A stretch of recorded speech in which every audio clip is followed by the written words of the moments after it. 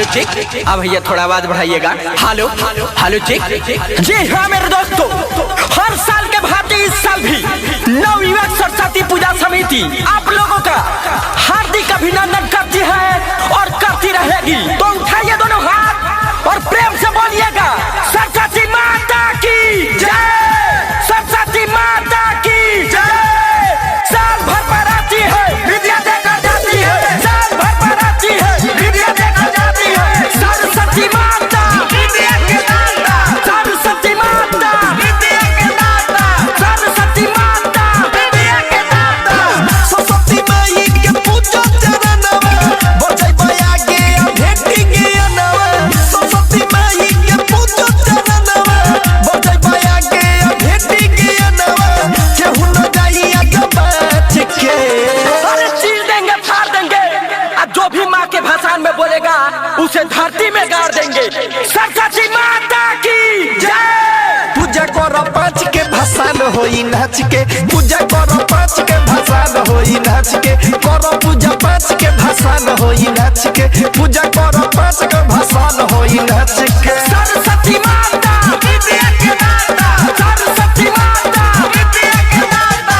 साल भर पर आती है विद्या देकर जाती है, साल भर पर आती है विद्या देकर जाती है, साल भर पर आती है विद्या देकर जाती है। Saurabh digital recording studio Motihari. फिर के न जाए के हूँ नजर घुमाव, सब के आजू पारा शादी खियाव। जो भी भक्तजन प्रसादी नहीं खाए हैं तो कृपया आकर प्रसादी खा ले। धन्यवाद। फिर के न जाए के हूँ नजर घुमाव, सब के आजू पारा शादी खियाव। चलो घुमाव गाड़ी मलवा के टोली, केहू जे बोली तो चल जाई गोली। चलो घुमाव गाड़ी मलवा के टोली, केहू जे बोली तो चल जाई गोली। सुनल बात हम सच के, आवाज कम कर।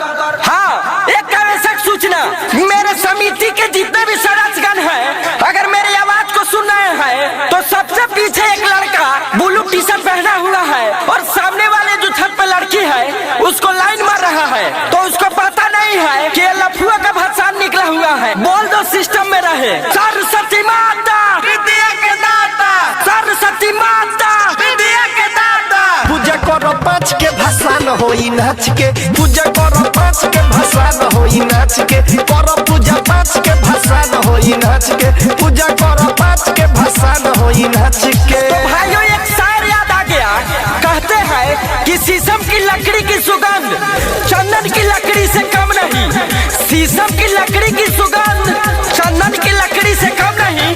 पूजा तो सभी कोई करते हैं, लेकिन हमारा नवयुवक सरस्वती पूजा समिति भी किसी से कम नहीं। ऐसे सब फीलिंग के गाना बजाओ, आइल बजौन दुगो लइकी नचाओ।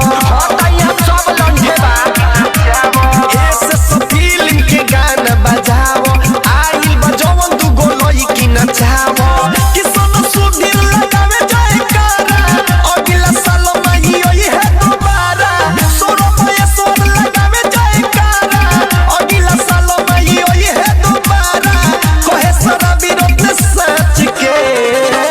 हेलो हेलो, ए ऑपरेटर थोड़ा सा आवाज कम करो।